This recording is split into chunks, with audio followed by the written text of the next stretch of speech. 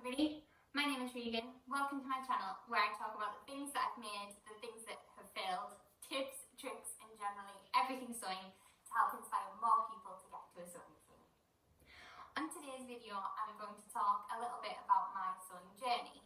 So whenever I kind of get hooked in with a new vlogger or I'm listening to a sewing podcast or something like that, I like to hear about people's kind of sewing journeys and what got them to this point. So I thought I'd share mine with you today.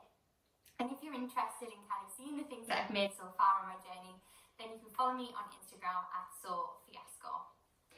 So my sewing journey started really in 2016. For some reason I thought I was going to be this quilting genius. I don't know whether I'd seen it on Pinterest or Instagram or something like that, but having literally no sewing experience at all, I decided I was going to buy a sewing machine and I was going to start quilting. So I picked up a sewing machine. It was the Brother LS14 from Hobbycraft, and I've got another video that goes through kind of everything that you need as a beginner sewist. So I had no idea what I was looking for or anything like that. I just went out and I bought it. I bought some fabric from Hobbycraft as well because I thought that's the only place that fabric came from. And I got this book, this quilting book that I still got today. And I've done another video on the books that I found really useful. And so with that book and this fabric and this sewing machine, off I went. And many kind of YouTube videos later and frustrations, I made this quilt. And at the time I was really, really proud of it. And I am still proud of it, but I look at it now, I think every sewist does. You look back at the things you've made and all you can see is all of the mistakes. But I really, really enjoyed it. And so I made that, and then I made a rag doll to kind of complement the quilt, and I really enjoyed that. And then for whatever reason, multiple reasons, we were moving house, there was kind of other pressures, university pressures and things like that. I kind of stopped sewing and the machine went in the box and I didn't really look at it again until 2017.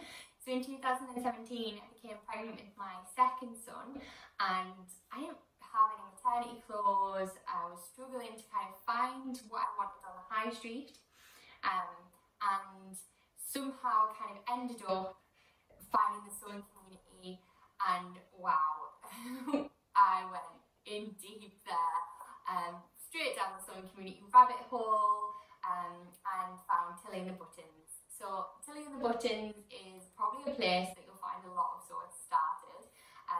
Her first book is amazing, it goes through everything kind of really clearly, all the things that you need to know. And I started by making a Tilly and the Buttons Agnes top. So there's a maternity hack for that top. And it's made in a stretch fabric, so if you're an experienced sewer, you're going to be sitting there like, oh no, Regan. So it was in a stretch fabric, a really lightweight kind of viscose jersey. I didn't have an overlocker. It was a nightmare. I just didn't know what I was doing. The machine kept eating all of my stitches and it was really frustrating. But in the end, I did get there and it was kind of wearable, so I was quite happy with that. And then the next thing I made was a sew over it blossom top, so maternity again, and I made it in a georgette, which is like really fine, kind of slippery material. I didn't know what I was doing, clearly. I'm picking the most difficult materials to sew with ever, but it came together, and again, I was really proud of it, and I made a couple of those. I really liked that pattern. Once I kind of figured out that to stay away from jersey at that time and stick with kind of woven fabrics, I started to get a little bit better. So I made 3 sew over Eve dresses, and that's kind of really when I started to make things that were actually really wearable, and I was really proud of them. And then I wanted to start making baby clothes for the baby that I was having, and so I went out and I bought myself an overlocker after a lot of research, watching a lot of vlogs where people, you know, saying that really the only way to sew knits is with an overlocker, and that's not true. Of course, you can sew knits with a normal sewing machine, but I went out and bought this overlocker. I bought it second hand from like a machine refurbishing place, and honestly, it changed my sewing career. I love my overlocker. I have a brother, and it's really great. I really loved it, and I started to make baby clothes, and I started to kind of sew things much quicker, and there was much need to finish, and I was really, really happy with that. And then I had my baby and kind of fell out of sewing again for, I don't know, probably a year, maybe a bit longer. All the while still kind of on Instagram, following the hashtags, following the community, but not really doing any sewing myself. I just didn't really have the time. And then once my son was a little bit older and I had a little bit more time, I started to get back into it, and that's kind of where I've been at for the past sort of year or so. So I've been really kind of following lots of people on Instagram. I started my own sewing Instagram, and on there I can kind of save patterns that I'm interested in and fabrics that I'm interested in. And I'm going to do another video about kind of where I get my inspiration from and things like that. And I started to kind of really hone in on what I wanted to sew. So I think when you first start, you don't really know, and you get so excited, you want to sew all of the things and all of the patterns, and you're not really aware, because you're just like an excited child, which is great. But now I'm kind of sewing for me to fill gaps in my wardrobe that I actually need to fill. And so I learned quite quickly that actually I'm not really into like a lot of florals and a lot of patterns. I'm wearing a pattern today. This is kind of exciting as I get. I do like kind of plain solid colours, and I did go through a phase where I thought, oh, why am I bothering sewing when it's just these really plain colours? But actually I get a lot of satisfaction from the things that I make, and when I'm wearing them during the day, it makes me feel really good. So I've started kind of honing in on what I actually need. So where are the gaps in my wardrobe? And for me, that's even more important because I try to live a kind of minimalist life. So, you know, I'm not kind of extreme and have no furniture or anything like that. But I do follow the minimalist, so that's a podcast I really enjoy. And it's all about just having what you need.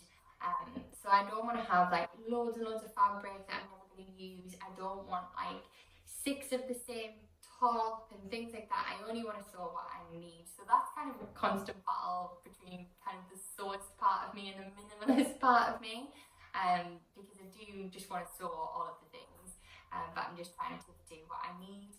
So that's kind of brought us to where we are now. So we're at the start of 2021, and I'm kind of planning out my Make 9 makes. I'm going to do another video on my Make 9 plans, but essentially for Make 9 we pick 9 kind of patterns or fabrics or things that you're interested in, and for me this is the year that I'm going to really kind of set myself some challenges. So that's kind of where I came from on my sewing journey. I didn't come from a family of sewists.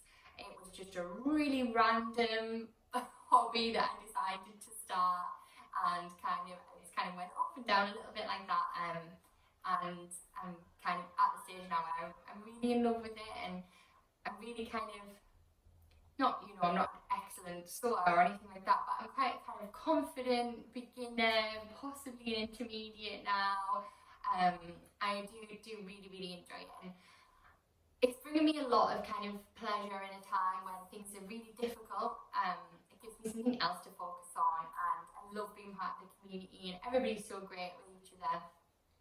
And so that's why I kind of started this vlog now, to hopefully inspire some other people, so that the people that inspired me are kind of passed down through the generation of the next sewers. Because that's where I got a lot of my inspiration was from vlogs, and I'm going to link some of them down below, the ones that I do really enjoy, have enjoyed, still enjoy, and kind of inspired me on this journey. So that's me, that's my sewing journey.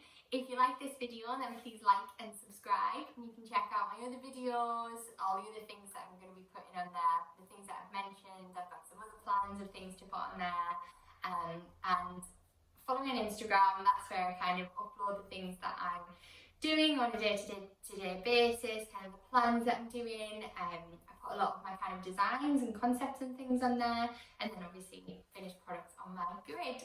So it's been great speaking with you, and I'll see you soon.